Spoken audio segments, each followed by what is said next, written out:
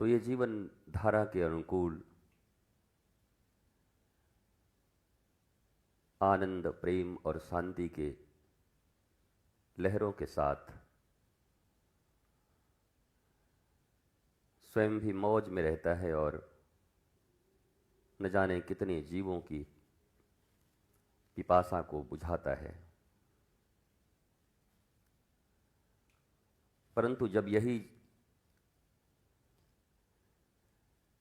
जीवन अज्ञानता, अबुद्धता और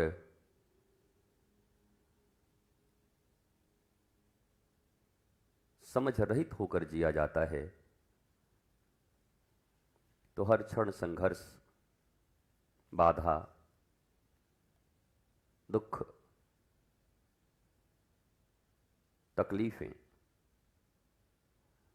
दुश्चिंताएं, ये सब घेरी रहती है।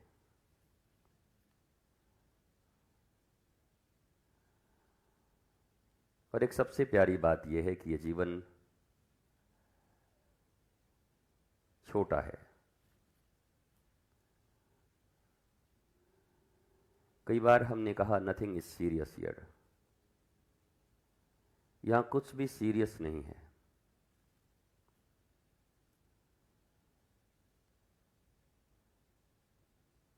एक सुशृंखल होने का आनंद, मर्यादित जीवन, आनंदित जीवन, इसे अपने विचारों से ही नियोजित किया जा सकता है।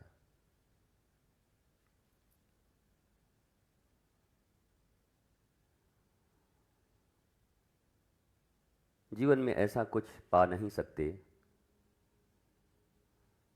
जिसको बचाया जा सके।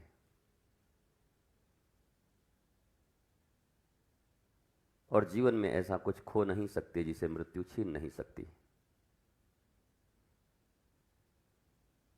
तो फिर सीरियसनेस है ही कहां?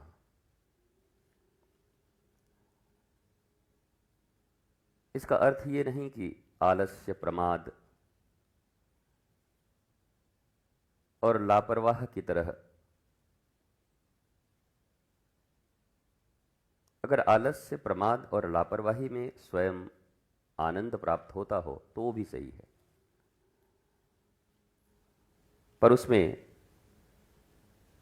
ध्यान ये रखना होता है कि उसके विक्टिम अन्य कोई और न हो।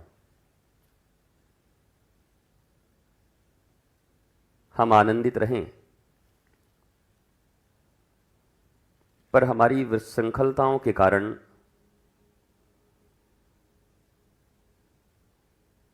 हमारी भूल से कोई दुखी न हो। यह बात और है कि तुम्हारे आनंदित होने के कारण अगर कोई दुखी है तो फिर वो उसका समस्या है, उसमें तुम कुछ नहीं कर सकते। तुम्हारे प्रसन्न होने से अगर कोई रोता है तो फिर वो उसकी समस्या है, उसका उत्तरदायित्व तो उसके ऊपर है। पर तुम्हारे कोई ऐसे कर्म न हो जिससे प्रत्यक्ष या परोक्ष रूप से किसी के जीवन में कोई बाधा उत्पन्न हो, उन्हें कोई कष्ट हो। अगर तुम सत्य के मार्ग पर हो, धर्म के मार्ग पर हो, उसके बाद भी तुमसे कोई दुखी है तो फिर वो उसकी मर्जी, वो उसके प्रारब्ध, उसकी नासमझी और उसके कर्म। पर तुम्हारा जीवन सुशृंखल हो, मर्यादित हो।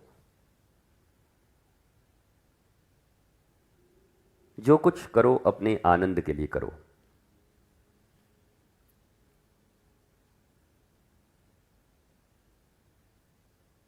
खुद को कैसे ब्लिसफुल बनाया जा सकता है,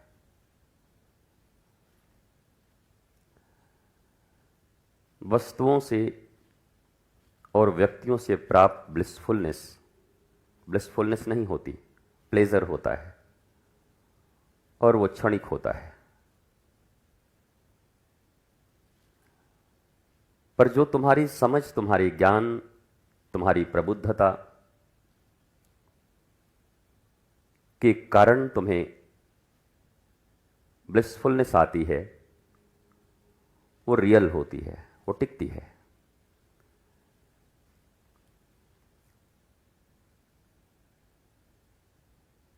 दुनिया में अधिकतर लोगों को यही पता नहीं है कि ब्लिसफुलनेस और प्लेजर में क्या अंतर है। वो कुछ क्षण के सुख को, उत्तेजना को ब्लिसफुलनेस समझ लेते हैं और फिर उसका परिणाम चक्रानुसार दुख के रूप में उन्हें प्राप्त होता है।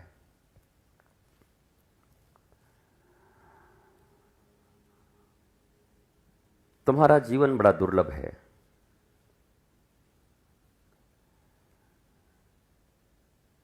इस जीवन को अनमनस्क, अव्यवस्थित और अज्ञानी लोगों को मत दो। अज्ञानता उनका पाप है, तुम्हारा नहीं। तुम किसी के पाप के हिस्से क्यों बनोगे? अज्ञानी वो हैं, लोभी वो हैं। मोह, वासना, तृष्णा उनकी है। उनके साथ स्वयं जोड़कर तुम क्यों त्रसित होते हो?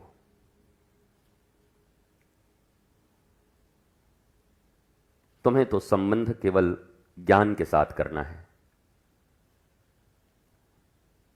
ज्ञान, प्रेम, ईश्वर, भक्ति सब एक है। गुरु, इनमें कोई अलगाव नहीं है।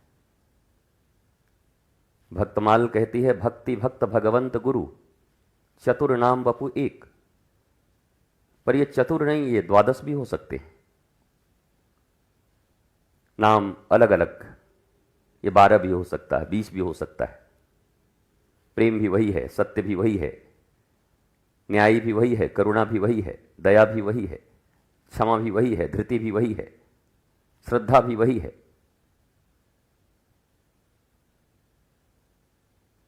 आत्मस्थ होना, आत्मज्ञानी होना,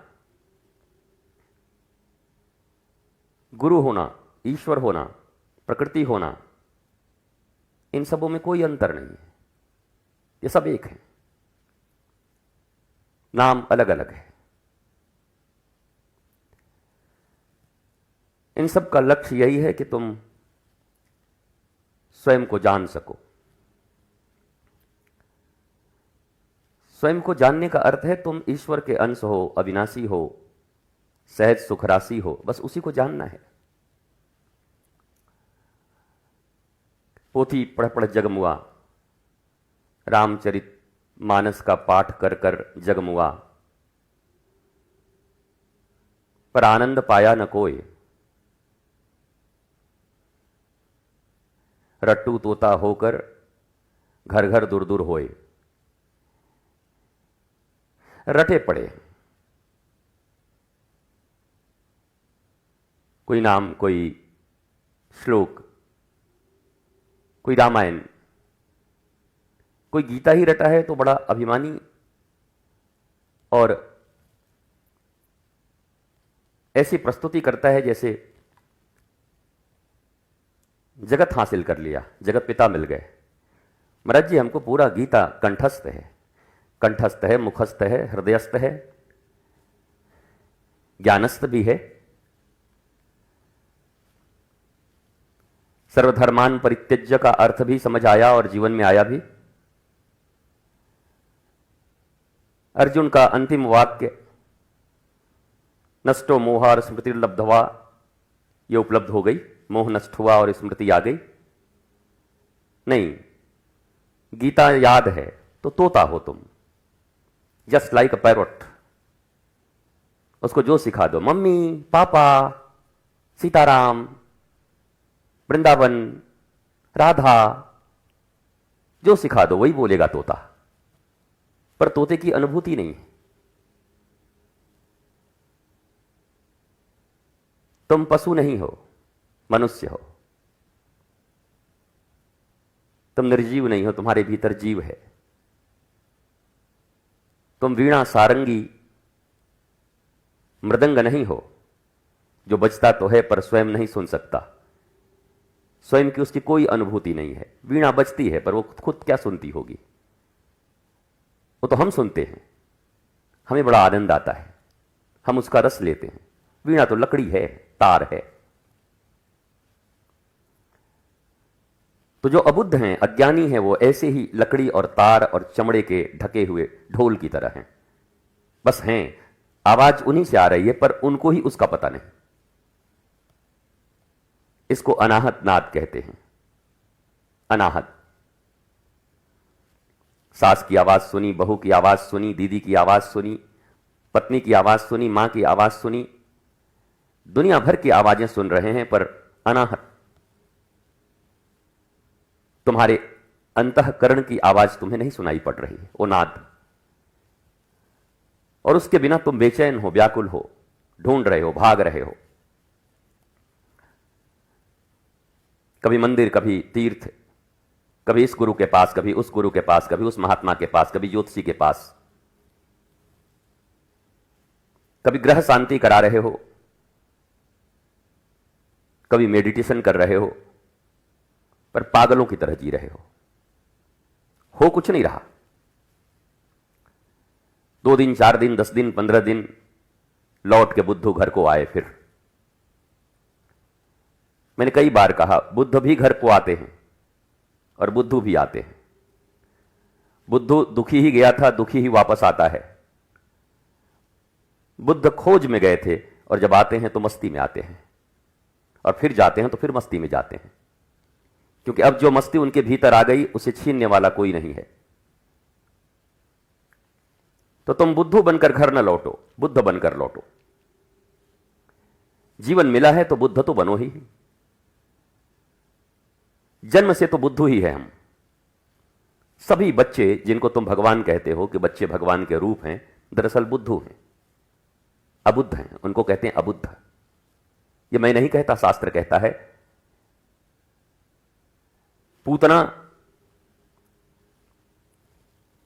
बाल घातनी, अबुद्ध घातनी पूतना को बोला गया। अबुद्धों को मारती है। बालक का अर्थ ही नहीं, अबुद्ध लिखा, अबुद्धों को मारती है। तब ये जरूरी नहीं कि ये अबुद्ध छोटा हो या बड़ा हो, इसकी उम्र 5 साल की हो या 55 साल की हो, कोई फर्क नहीं पड़ता। अबुद्ध हो, मारे जाओगे।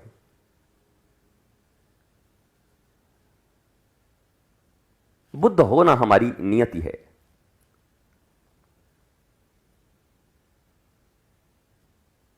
और बुद्ध और महावीर, भगवान श्री राम, भगवान श्री कृष्ण, ये जो बुद्धुओं की लड़ाई चल रही है, उन बुद्धुओं की लड़ाई से मेरा कोई मतलब नहीं। मेरा मतलब प्रज्ञा, प्रबोध, इससे है। न बुद्ध को मानने वाले बुद्ध को जानते हैं, न राम राम रटने वाले राम को जानते हैं। कृष्ण कृष्ण कह के कृष्ण की जीवन के अनंत आयाम को समझने वाला कौन है?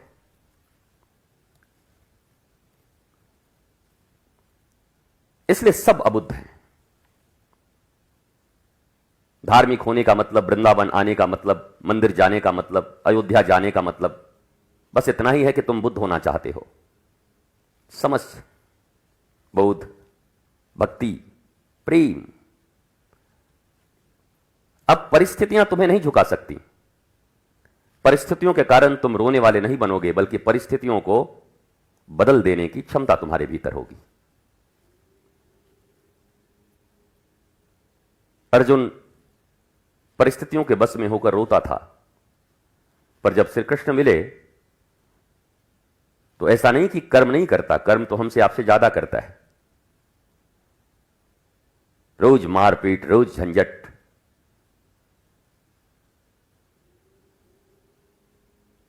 पर साथ में एक बुद्ध पुरुष है, कृष्ण है, और अर्जुन ट्यून्ड है उनके साथ, तो दुनिया को उनकी निगाहों से देखता है। और करत करत अभ्यास जड़मति होत सुजान, रसरी आवत जात सिल पर परत निशान। नारायण और नर की जोड़ी है।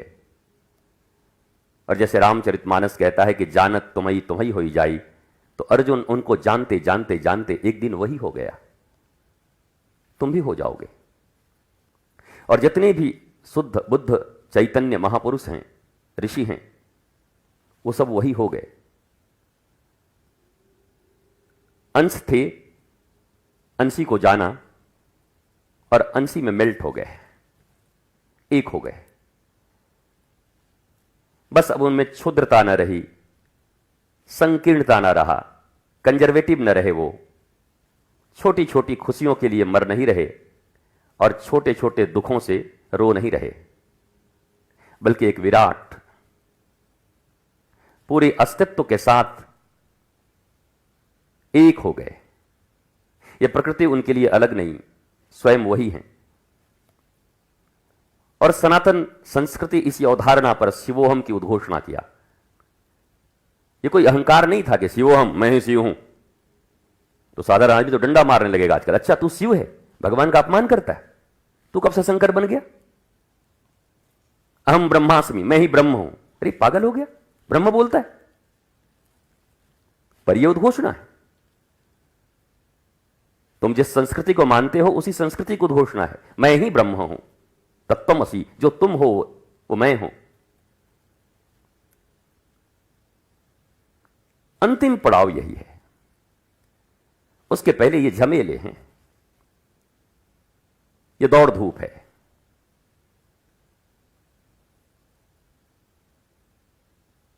ये उपभोक्तावाद और बाजारवाद की एक कड़ी है।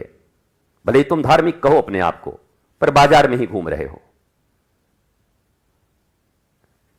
शराब के मार्केट में न घूमकर, कपड़ों के मार्केट में न घूमकर, कहीं मूर्तियों के मार्केट में घूम रहे हो कि कहीं कोई अच्छा लग जाए। बात तो अच्छा ही लगने की है बस।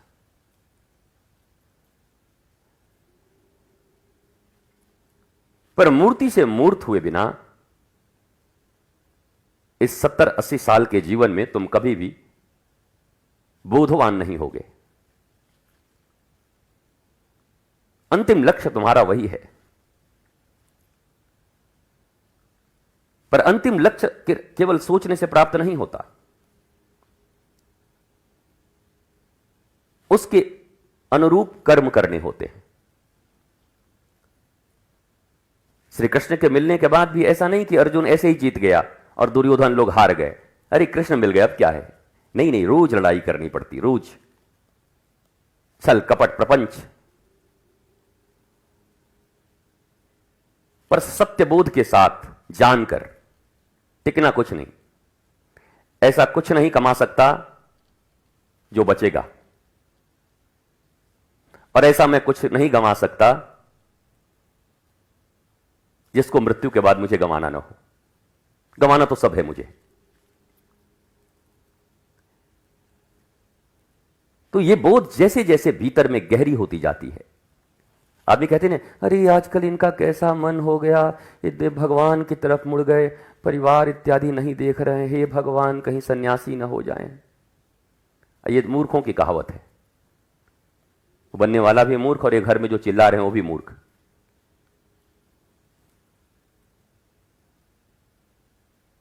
क्योंकि सन्यास की परिभाषा है सम्यक प्रकार से न्यस्त होना। सम्यक न्यास, ट्रस्ट, फेथ, विश्वास, संपूर्णता के साथ। गुरु परिपूर्ण समर्पित तू हो जा, धोखा कभी नहीं खा सकता। यही सन्यास है।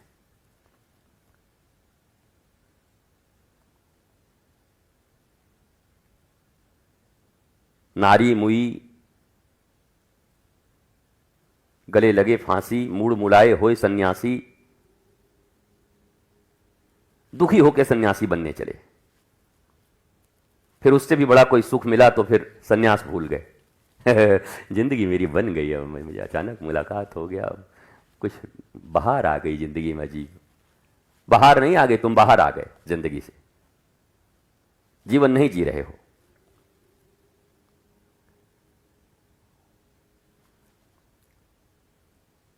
इसलिए तत्व चिंतन करो। धर्म का अर्थ यह नहीं कि तुम पागलों की तरह उछलो कूदो नाचो, डिस्को में जैसे पब में लोग नाचते हैं वैसे बस नाचे ही जा रहे हैं, पर बोध कुछ नहीं। नाच के एक दिन थक गए, जहां नाच रहे थे वहां से निकाल दिया गया तो दुश्मन बन गए उसके। अच्छा, हमको निकाल दिया, इतने दिन हम नाचे थे। ऐसा लग रहा है कि बंदर नचा रहे थे, मदारी कोई नचा रहा था। नाच मेरी बंदरिया की बुलबुल मिलेगा, नाच मेरी बुलबुल पैसा मिलेगा, ऐसा कदरदान तुझे कैसा मिलेगा, वैसे ही नाच रहे थे शायद। और नहीं, जिन्हें बोध हो गया उनका तो हृदय ही नृत्य कर रहा है।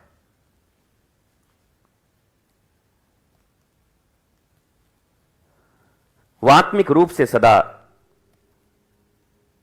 आनंदित आह्लादित रहते हैं और इस शरीर का धर्म समझकर शरीर के कर्म को करते रहते हैं।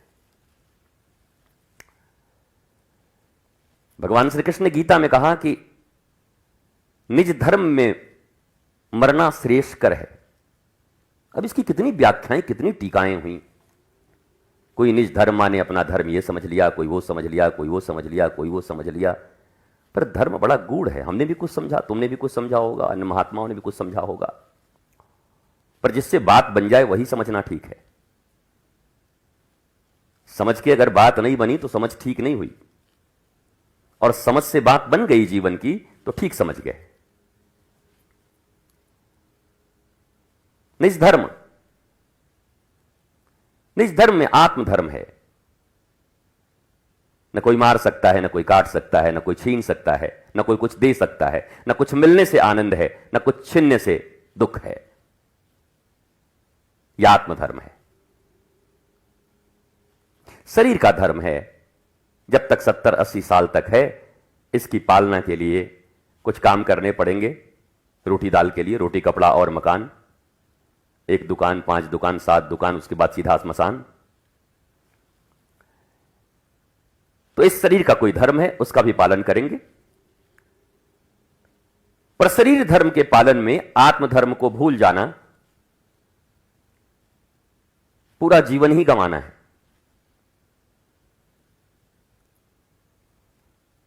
हमारे शास्त्रों में कथा सुनने का अधिकार किनको मिला, तुम्हें पता है? ये सभी मुंह उठाए कथा सुन रहे हैं। आजकल नहीं बोलते कि चले आए मुंह उठा के, हालांकि इस पे मैं हंसता भी हूं। तो मुंह रख के कोई कहां आए भाई, मुंह क्या घर में रख के आ जाऊं? कई बार आदमी कहता आ गए मुंह उठा के, तो मुंह तो लेके ही आएंगे, क्या मुंह को बक्से में रख देंगे? मुंह तो साथ ही चलेगा भाई। कई बार आ गए मुंह उठा के। हमको भी कभी किसी ने बोला था मुंह उठा के आ गए। हम कि क्या तुम अपना मुंह बक्सा में रख के आए हो? मुंह तो तुम्हारा भी लगा है यहीं पर। मुंह तो साथ ही रहेगा, शरीर में सब अटैच है, ठीक ठाक है अभी। तो मुंह उठा के आने का मतलब क्या है?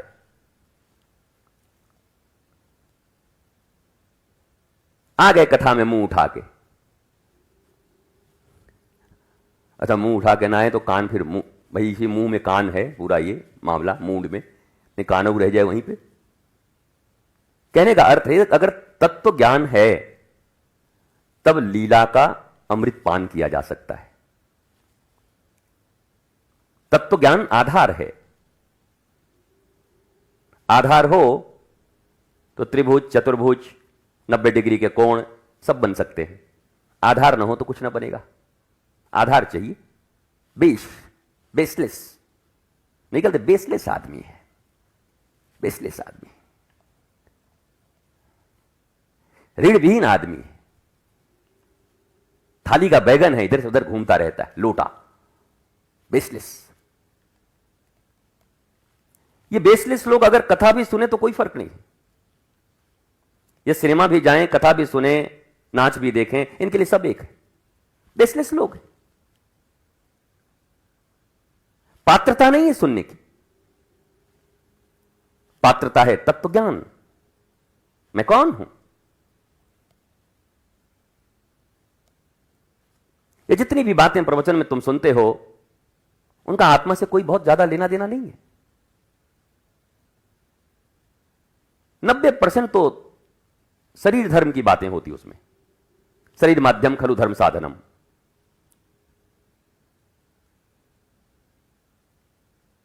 संबंध, गृहस्थी, ये वो, पर तत्व ज्ञान के बिना सब बेकार है। श्री कृष्ण परमात्मा हैं, अपनी इच्छा से वसुदेव देवकी और नंद और यशोदा के घर में आए हैं। इच्छा से, कोई जबरदस्ती नहीं लाया उनको, मजबूरी में नहीं आए। तो यह जानना कि Shri Krishna he is all mighty, आप्त काम पूर्ण काम, उनका कोई काम जगत में बाकी है नहीं।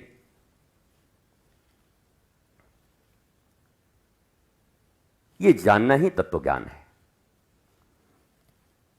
और इस तत्व ज्ञान को जो नहीं जानते वो कहते हैं बताओ गोपियों का चुनरी लेके भाग गई, कैसे भगवान हैं, महाराज कर रहे हैं, खाली नाच रहे हैं, कैसे भगवान हैं। इनको पकड़ के तबला बजाओ इनके माथे पर, ऐसे लोगों को कहीं मिले तो तबला बजाओ ठीक से, नाधिन धिन्ना धिन्नी नाधिन धिन्ना राधिन धिन्ना। और बाल ना हो तो बड़ा आनंद आएगा, बिल्कुल तबले जैसा ही लगेगा। जिनके बाल ना हो, माथा ही एकदम तबला होगा। ये तत्व ज्ञान विहीन लोग हैं। तो भगवान की कथा, ऐसे मनुष्यों की कथा, राजा रानियों की कथा, सिनेमा इत्यादि, इसमें इनको कोई अंतर समझ नहीं आता। मूर्खों की भांति दौड़ रहे हैं बस। पर जिन्हें पता है कि सब कारणों के कारण ही श्री कृष्ण हैं, ही इज ऑल माइटी। वो चाहे तो जन्म ले, वो चाहे तो अवतार लें, वो चाहे तो सीधा आ जाएं, वो चाहे तो 100 साल यहां रहें, वो चाहे तो 100 मिनट रहें, उनकी मर्जी। वो चाहे तो राम की तरह एक विवाह करें, उसके बाद वेद विरुद्ध, वैदिक धर्म के विरुद्ध जब उन्हें यज्ञ करने हुए, जब सेतुबंध रामेश्वरम में भगवान शिव की स्थापना करनी हुई, यज्ञ है ये, तो कितना प्रेरणा दिया गया कि अब तो यज्ञ है, आप क्या करेंगे, आपके यहां तो सब मामला चलता ही है, दशरथ जी के भी 3 थे और ऊपर भी सब 2-3 थे ही, आप भी एक और कर लो। भाई पितृकुल से चला आ रहा है, कोई आप नया थोड़ी करने जा रहे हो। तब बहु विवाह होते थे, पर एक पत्नी व्रता श्री राम, नहीं तो नहीं। सोने का बनाना है सोने का बना के रख दो, जो करना है करो, हम तो स्थापना ऐसे ही होगा, जो करना है करो। पर जब श्री कृष्ण आते हैं तो फिर स्वीकार करते हैं। 16,108 कहते हैं लोग, 8 पट्ट महिषियां स्वीकार करते हैं। अगर कोई तत्व न जाने तो इन दोनों में कितना अंतर है।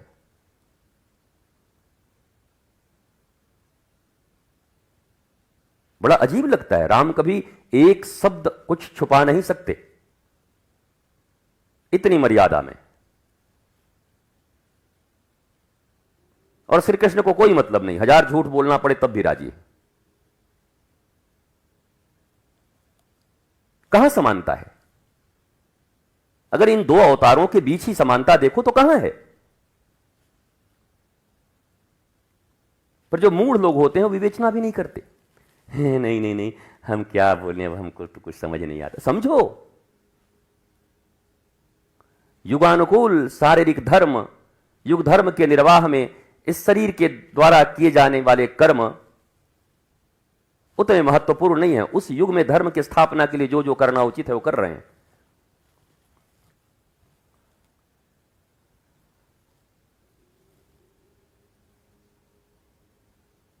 वैसे ही एक घर में 3-4 भाई हैं, 3-4 बहनें हैं परिवार में, सबकी आदतें अलग हैं, जीवनचर्या अलग है, इंटरेस्ट अलग हैं शरीर के।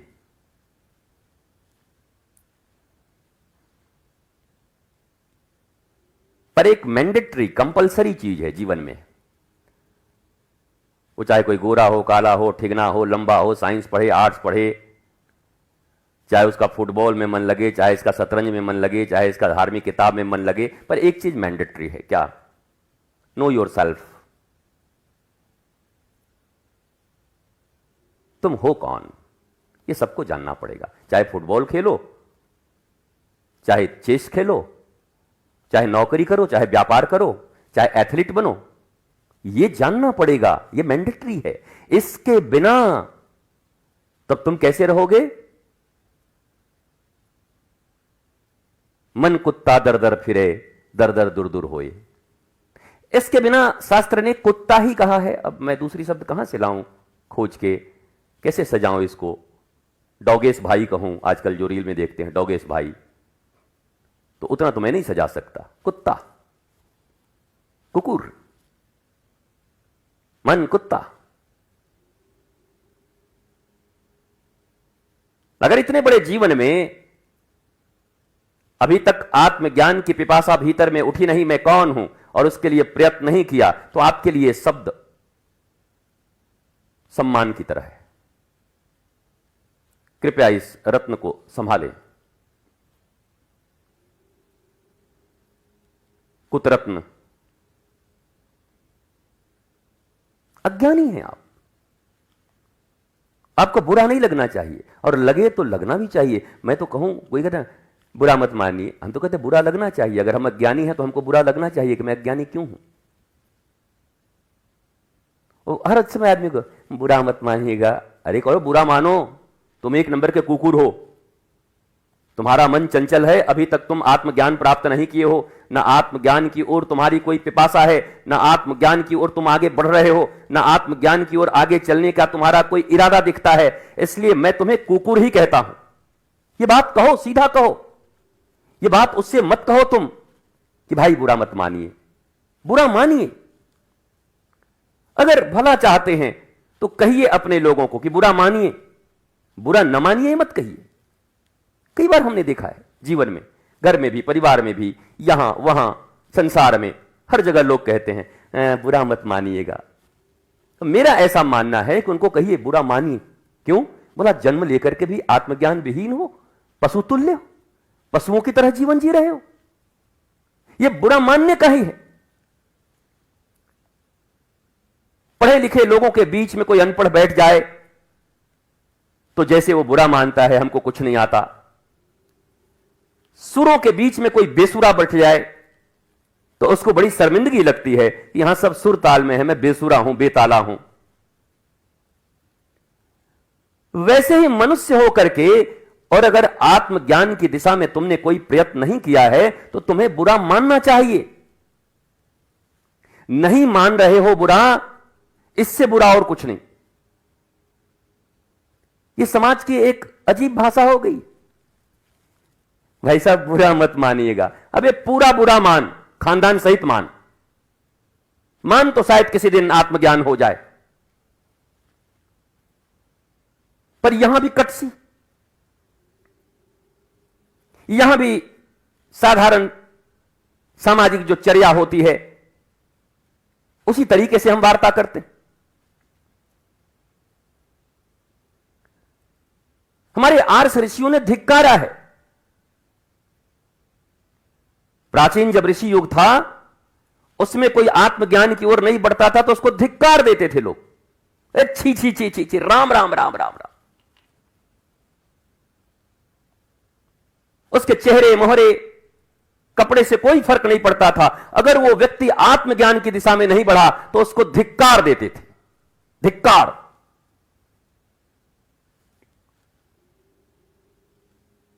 और तुम भी अपने संतानों को धिक्कार दो। और अगर तुम्हारे संतान किसी कारण बस ध्रुव, प्रहलाद, मीरा, जना हो गए हो तो वो तुम्हें धिक्कार दे। जैसे भीम ने धिक्कार दिया था धृतराष्ट्र को।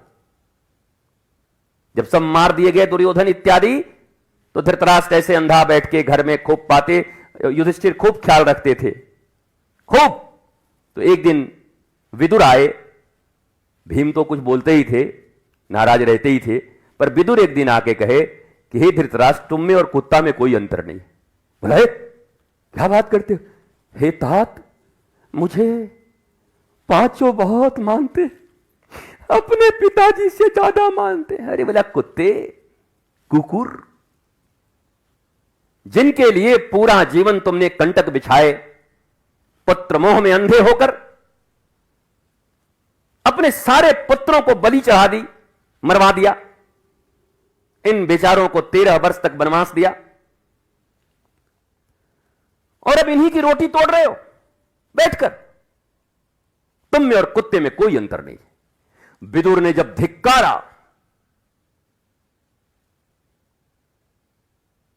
बहुत धिक्कारा, तब कहते हैं भागवत लेकर के अब वन चले गए और दशम स्कंध का पाठ करके श्री कृष्ण में अपनी मति को स्थिर करके ब्रह्मरंध्र से फिर साक्षात कृष्ण में ही मिले जाकर। लेकिन अगर नहीं धिक्कारते विदुर, तो सारा जीवन कुकुर की तरह रहे थे, अंतिम में भी कुत्ते की तरह मर जाते, उन्हीं पांडवों का भोजन करते करते। इस संसार में तुमने कितने रुपए कमाए, कौन सा पद कमाया, कितनी सुंदरता, ये सामाजिक प्रतिष्ठा इत्यादि कमाए, ये सब जीरो है। जीरो मतलब जीरो। क्योंकि अगर आत्मज्ञान नहीं हुआ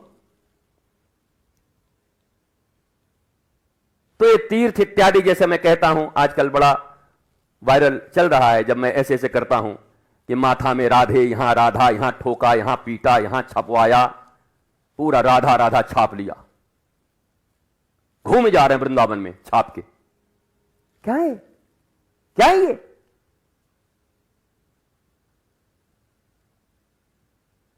कृष्ण प्रेम की अविरल धारा, अटूट धारा, तैलवत धारा, उनको राधा कहते हैं। क्या कृष्ण प्रेम की अटूट धारा तुम्हारे भीतर आ गई?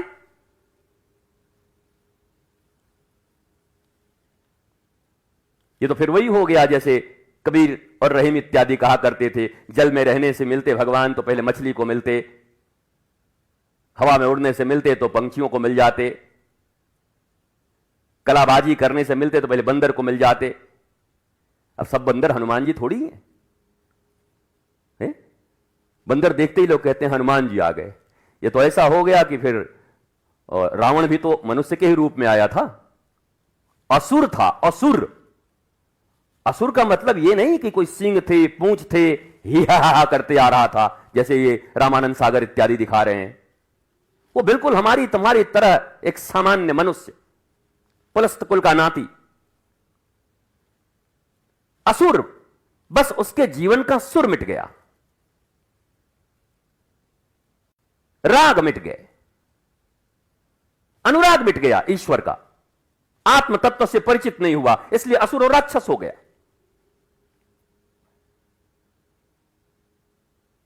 वैसे ही केवल एक्सटर्नल अगर तुम्हारी भक्ति चल रही है, भक्ति के स्वांग इसको कहते हैं, भक्ति का स्वांग,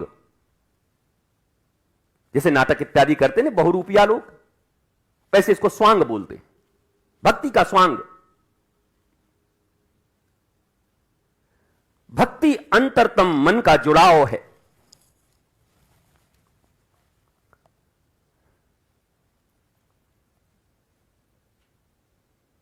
जैसे अर्जुन ने युद्ध की भूमि पर आत्मज्ञान प्राप्त कर लिया, ऐसा नहीं कि आत्मज्ञानी आदमी युद्ध नहीं करता। आत्मज्ञानी क्या भगवान ही सीधे आके युद्ध कर रहे हैं, राम।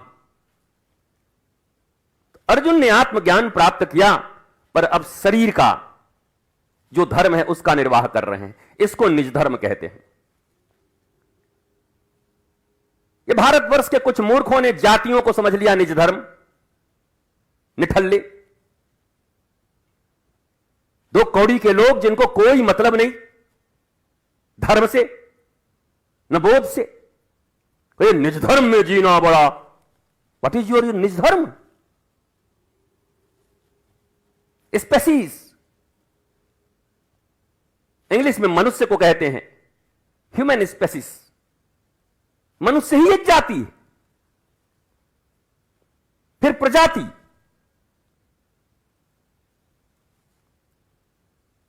तो मानवीय धर्म का निर्वाह किया कि नहीं? और मानवीय धर्म से भी बड़ा एक धर्म है। बोला गुरुजी ये तो नई बात बता रहे हो, अब तक तो हम समझते थे मानवता श्रेष्ठ है। मानव, ये शरीर बना, मानव, मनुष्य, बॉडी, तन, पर उससे भी सुप्रीम धर्म है आत्मधर्म। आत्मा बॉडी नहीं है।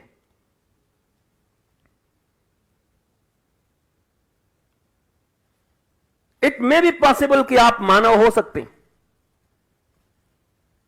सुबह उठ के उनको प्रणाम किया, उनसे राम राम किया, वहां कमाए, वहां खाए, वहां मिले, वहां मुस्कुराए, मानव। लेकिन तुम ईश्वर अंश होकर आए। भगवान ने कहा मम एवांश जीव लोके जीव भूत सनातन, ये मेरा अंश है। पर तुमने गद्दारी कर दी यहां भगवान के साथ, ईश्वर के साथ, अपना जन्म बिगाड़ दिया। ये अच्छे और बुरे की परिभाषा समाज में अजीब है। कोई थोड़ा सुंदर दिखा, पहना, कपड़ा उपड़ा इधर उधर निकला, दो चार लोगों को रोटी किसी ने दे दिया, और जाको चिड़िया को एक बार चावल दे दिया, और कुत्ते को एक रोटी खिला दिया, और वहां निकल करके काली गाय को केला खिला दिया, और फिर वहां निकल कर मछली को आटा खिला दिया। बड़े धर्मात्मा है। अरे खाक धर्मात्मा है, मूर्खानंद सरस्वती। ऐसे करने वाले आदमी भी महाज्ञानी, घोर तिमिर में जीने वाले हैं, महाजड़। और फिर इन्हीं सबको अगर आप धर्म कहते हैं तो आपने सैकड़ों नहीं हजारों लाखों ऐसे व्यक्ति देखे होंगे जीवन में जो प्रातः उठते हैं, पूजन करते हैं, धर्म करते हैं, दान करते हैं, चिड़िया खिलाते हैं, और फिर दिन रात गरीबों का खून पीते हैं। यहां से लूटो, वहां से कमाओ, वहां से छीनो, उसका हक मारो, उसका हिस्सा लो, और चिड़िया खिला रहे हो, और मछली को आटा दे रहे हो, और धर्मात्मा का बोर्ड लगाए घूम रहे हो, मैं धर्मात्मा हूं। यह धर्म है?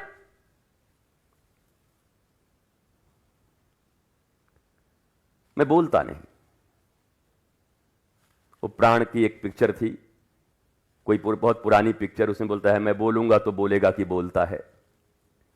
तो हम ऐसे ही कम बोलते हैं, 7-8 दिन में एक बार बोलते हैं, कि जब बोलते हैं तो लोगों का कान खड़ा हो जाता है कि आज किसको लेसेगा, आज किसकी धज्जी उड़ाएगा ये। हम किसी की धज्जी उड़ाने नहीं आए हैं, हम रोज अपनी धज्जी उड़ाते हैं।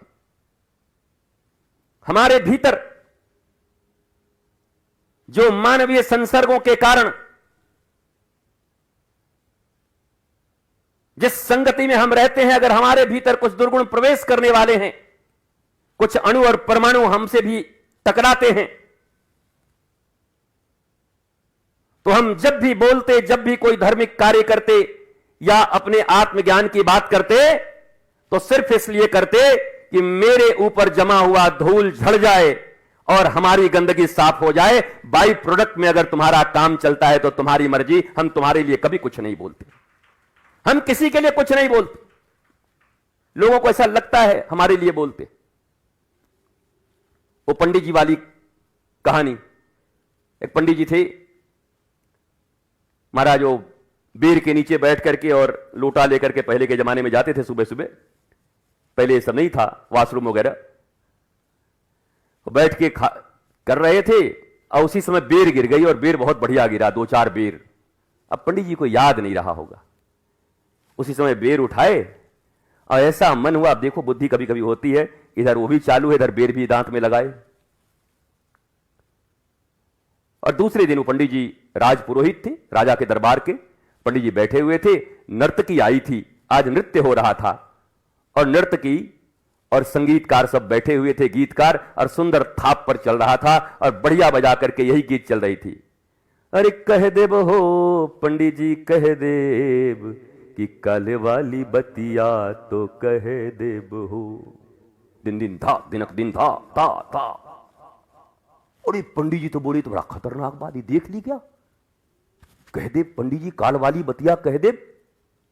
राजपुरोहित थे, पैसे की कमी नहीं थी, उठे और गड्डी। गाने वाली को लगा कि पंडित जी को बहुत पसंद आया, तो फिर नए सुर में अरे कह देब हो पंडित जी कह देब कि काल वाली बतिया तो। पंडित जी फिर निकाले, फिर जाकर के फिर दिया। ओ नृत्यांगना बोली वाह, ये लाइन तो बहुत पसंद आ रहा है पंडित जी को, खूब लुटाए जा रहे हैं। तो जितने राग होते हैं, ठुमरी, दादरी, भैरवी, वो सब में गाने लगी। अंत में पंडित जी का जब जेब खाली हो गया तो जाके कहबे तो कह, यही कहबे ना कि बैठे थे शौच में बेर खा रहे थे, जा कह मर। कह भी दिया उसने। पूरे सभा में उजागर भी हो गए। और वो बेचारी खड़ा होकर देख रही, बोला हम तो पंडित जी ये तो हमारा गाना है, हम तो कुछ जानते ही नहीं। बोला हमको देखी नहीं क्या, हम तो पहली बार आपसे मिल रहे हैं। बोले राम राम, पैसा भी दे दिए और हम अपना सब कुछ खोल भी दिए। तो ये तो उन लोगों को लगता है, जब कोई संत कोई महापुरुष धर्म की बातें करते हैं, आत्मज्ञान की बातें करते हैं, सामाजिक रस की बातें करते हैं, तो चोर की दाढ़ी में तिनका, जिनसे जिनसे फिट होता है बोलता है हमारे लिए बोले। वो कहता है जो हम ही को बोल रहे थे, वो बोलता है हम ही को बोल रहे थे, वो बोलता है हम ही को बोल रहे थे। हम मनी मन बड़ा खुश होते हैं, वाह आधे घंटे के प्रवचन में 1 लाख लोग फंसे, 1 लाख आदमी कहते हैं हम ही पर बोल रहे थे। वो 1 लाख की हालत वही है।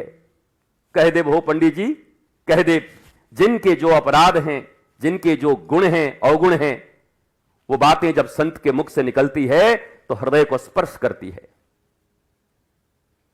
चेतना को स्पर्श करती है। तुम मानो न मानो, पर वो धक्का देती और उस समय वो हिलता है। और मैं ये कहूंगा कि वास्तव में उस व्यक्ति को यह समझकर कि हां मेरे लिए ही कहा गया है, उसे आत्मज्ञान के मार्ग पर चल पड़ना चाहिए कि मेरे लिए ही कहा गया है और गुरु की सब बातें मेरे लिए ही होती हैं। मेरे गुरु ने मुझे यही सिखाया है। इनके लिए, उनके लिए, उनके लिए, फलाने के लिए, सनातन के लिए, भारत के लिए, राष्ट्र के लिए, समाज के लिए, उनके, अरे कुछ नहीं, किसी के लिए नहीं। मेरे गुरु की वाणी सिर्फ मेरे लिए।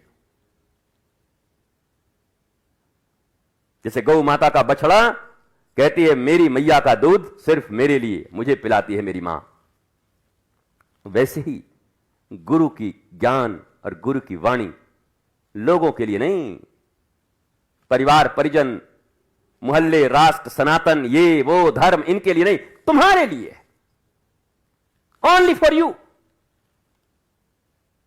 और ऐसा सोचकर जो ग्रहण करते हैं वास्तव में वही आत्मज्ञान के मार्ग पर बढ़ते हैं। इसलिए तुम भी अपने आप को धिक्कार देना। अगर अभी तक भी आत्मज्ञान के मार्ग पर नहीं बढ़े हो,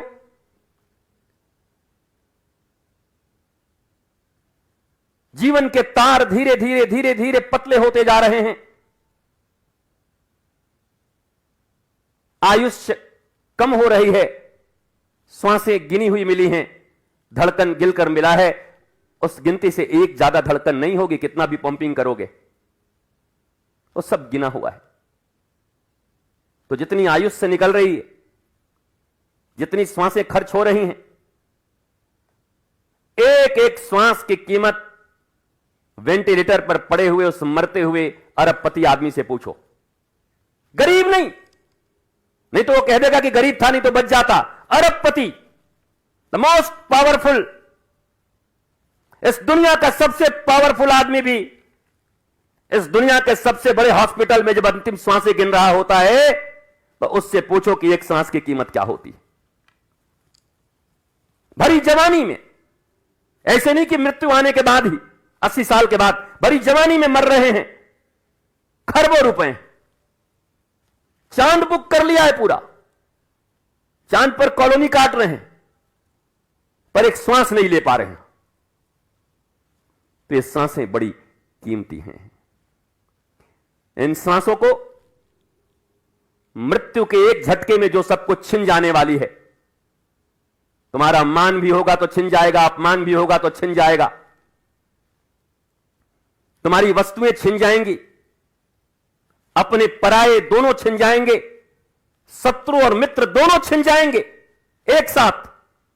न शत्रु बचेगा न मित्र तुम्हारे लिए कोई बचेगा, क्योंकि तुम न रहोगे। इतनी कीमती तुम्हारी श्वासें हैं। अगर इन कीमती श्वासों को एक क्षण भी आत्मज्ञान के लिए प्रयत्न किए बिना लगाते हो तो समझ लो इतनी मूल्यवान हीरा कहना भी खराब लगता है। हीरे की क्या कीमत है? हीरा भी तो एक धातु है, कांच भी एक धातु है। ऐसा तो नहीं कि हीरा खा के आदमी बचता है और कांच नहीं खाता, बल्कि हीरा खाए तो और मर जाए। तो हीरे की भी क्या कीमत है? जड़ की कोई कीमत नहीं हो सकती, कीमत चैतन्य की है। ये जड़ों की कीमत तो तुमने बनाई है। किसी को सोना कहा, किसी को पीतल। आज पूरा वर्ल्ड ऑर्डर ये मिलकर घोषणा कर दे कि गोल्ड को एल्यूमिनियम घोषित किया जाता है और एल्यूमिनियम को गोल्ड, तो फिर एल्यूमिनियम की कीमत वो हो जाएगी और गोल्ड एल्यूमिनियम बन जाएगा। ये तो तुम्हारी मान्यताएं हैं, धारणाएं हैं। तुम जो बना दो, बढ़ा दो, घटा दो, करोड़ रुपए कर दो, 1 रुपए कर दो कीमत। ये सब मार्केट है, बाजार है, उपभोक्तावाद है, शोषण है, जीवन का शोषण है। हम वंचित हैं। लोग कहते हैं हम शोषितों और वंचितों की सेवा करेंगे। अरे जरा अपनी जुबान पर लगाम रखो। इस दुनिया के सबसे बड़े शोषित और वंचित तुम हो। इस दुनिया की ठगनी माया ने तुम्हारा शोषण कर लिया, तुम्हें आत्मज्ञानी नहीं होने दिया। तुमसे बड़ा शोषित कौन? इस दुनिया के ठगनी माया ने, झूठे प्रतिष्ठा ने तुम्हें वंचित कर दिया आत्मज्ञान से। तुमसे बड़ा वंचित कौन? और उस सम्राट के पुत्र होकर भी गरीब रह गए, शरीर पोसते रह गए, शरीर की पद, शरीर की प्रतिष्ठा, शरीर के कपड़े, इन पर जीते रह गए। तुमसे बड़ा गरीब कौन? आत्मधन नहीं मिला तुम्हें, संतोष धन नहीं मिला तुम्हें। इसलिए जीवन का प्रत्येक श्वास ये समुद्र की लहरों की तरह सब कुछ चलते रहेंगे। इन्हें देखकर मत घबराओ। मैं पुरी के समुद्र में खड़ा था एक बार, हमारे गुरु। तो हमारा पहला समुद्र का जाना हुआ। तो एक बार 2 बार में वो थोड़ा पानी वानी पी गए। तो गुरुदेव ने कहा इधर आ, लहरों से लड़ मत, लहरों की सवारी कर। हम कहे लहरों की सवारी? बोला हाँ। फिर गुरुदेव स्वयं गए और जैसे ही लहर आई तो पंजों के बल पर उस समय शरीर को कैसे उछाल देना है, उसको लहरों की सवारी कहते हैं। और कभी ना आता तो हमारे कहने पे मत करना, डूब डाब के मर जाओगे तो फिर हमें कहोगे गुरु जी ने कहा था। हमको तो हमारे गुरु ने लहरों पे सवारी करना सिखाया। टाइमिंग, जैसे क्रिकेट की टाइमिंग होती है, तेंदुलकर की टाइमिंग में 0.0001 सेकेंड का भी मिस टाइम्ड हुआ तो कैच आउट, बोल्ड, और टाइमिंग ठीक रही तो 6। तो उन्होंने टाइमिंग सिखाई, लहरों पे सवारी करना सिखाया। ये जीवन के जितने भी घात प्रतिघात हैं, अपने पराये, जिन्हें तुम कर्म और धर्म कहते हो, ये सब लहर हैं। लहरों से लड़ना मत, इनकी सवारी करो। राजा सवारी करते हैं हाथियों की, घोड़े की। वो चराते नहीं, घूमते नहीं, सवार बनो। शरीर की कीमत शरीर तक रहने दो, मन की कीमत मन तक रहने दो। इंद्रियों की कीमत नहीं है ऐसी बात नहीं, इंद्रियों की बड़ी कीमत है। इंद्रियां धोखा दे दें, नासिका धोखा दे दे तो पता ही नहीं चलेगा गुलाब आ रहा है कि मल आ रहे हैं।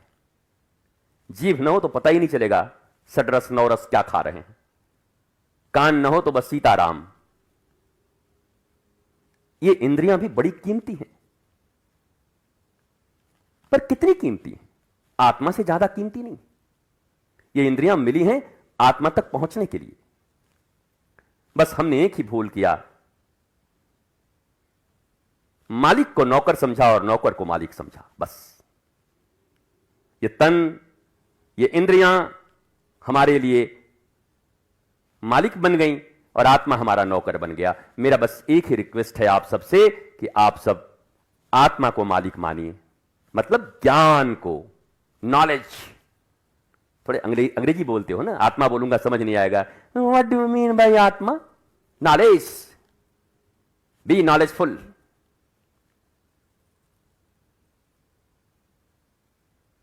Self realize personality, understand? यही है, ये करना है तुम्हें।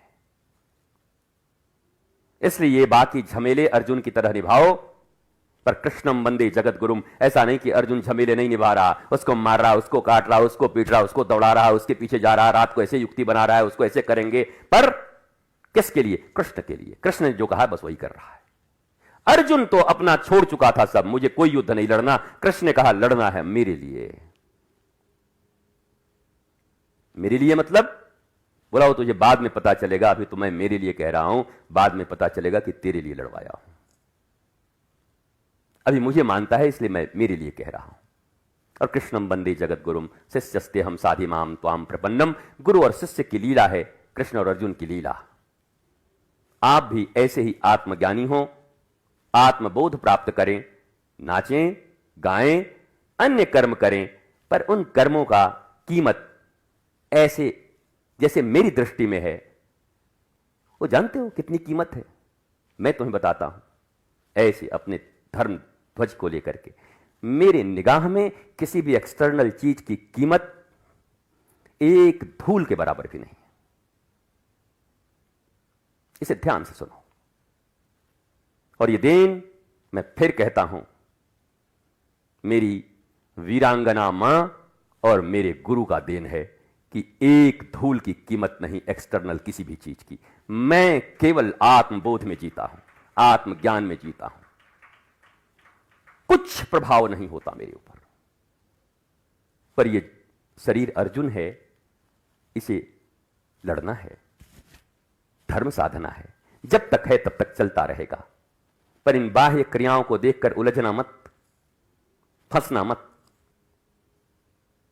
बाह्य क्रियाएं तो सबकी एक ही जैसी होती हैं। जो भगवान आ रहे हैं वो भी विवाह कर रहे हैं, सीताराम की जोड़ी, रावण और मंदोदरी की भी जोड़ी लग रही है। जितने भी कर्म हैं बराबर ही तो हैं, खाओ भी रहे, खाए भी रहे। गुरुगृह में रावण भी जा रहा है, गुरुगृह में राम भी जा रहे हैं। जरा कोई क्रिया अलग बता दो, शारीरिक कोई क्रिया अलग बता दो। शारीरिक क्रियाएं समान है, फर्क केवल अंतर का है। और इसलिए जो आत्मज्ञान में नहीं है, बाहर के लोग कभी महापुरुषों को पहचान नहीं पाते। वो सदा उन्हें शरीर के रूप में देखते हैं। और गुरु गीता में कहा गया, भगवान शंकर ने कहा कि जो मनुष्य अपने गुरु को मनुष्य के रूप में देखता है, वो गुरु पत्नी गामिनी की तरह है। गुरु की पत्नी से जो गमन करता है वो अपराध उसे लगता है। जो मनुष्य अपने गुरु को शरीर समझता है, मनुष्य समझता है, ब्रह्म भाव नहीं जिसका, खोट ढूंढता है। ये ठीक नहीं है, वो ठीक नहीं हुआ, ये अच्छा नहीं हुआ, वो अच्छा नहीं हुआ। They are not eligible disciple, they are असुर। असुर। So don't be a asur. Be a disciple. A disciplined disciple. Love you all. Always be happy. हर क्षण आत्मज्ञान के लिए प्रयोग करना, हर क्षण। और जीवन में जितने भी ऐसे लोग, उन्हें सीरियस मत लेना। छली, कपटी, झूठे, प्रपंची, वो रहेंगे जीवन में। दुनिया है, जाओगे कहां, बचोगे कहां।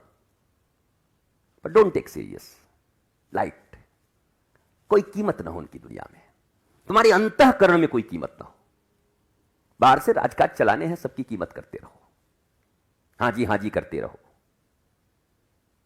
पर भीतर तो वही कोई 1 करोड़ों में, अरबों में कोई गोरख अपने गुरु के पकौड़ी खिलाने के लिए आंखें दे दे।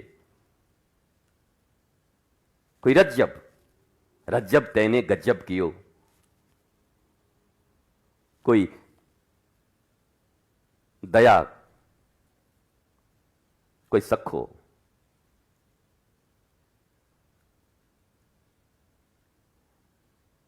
ये बनना, ये तुम्हें आनंद देगा। स्टिल्थ, बुलेट प्रूफ जिसे कहते हैं ना, बुलेट प्रूफ रहोगे। No one can touch your heart, your soul. सब कुछ एक्सटर्नल होता रहेगा और भीतर से तुम सत्यम शिवम सुंदरम की तरह, शिव ही सत्य है, सत्य ही शिव है, शांत धीर गंभीर होकर बैठे रहना। मस्त रहिए, स्वस्थ रहिए, आनंदित रहिए।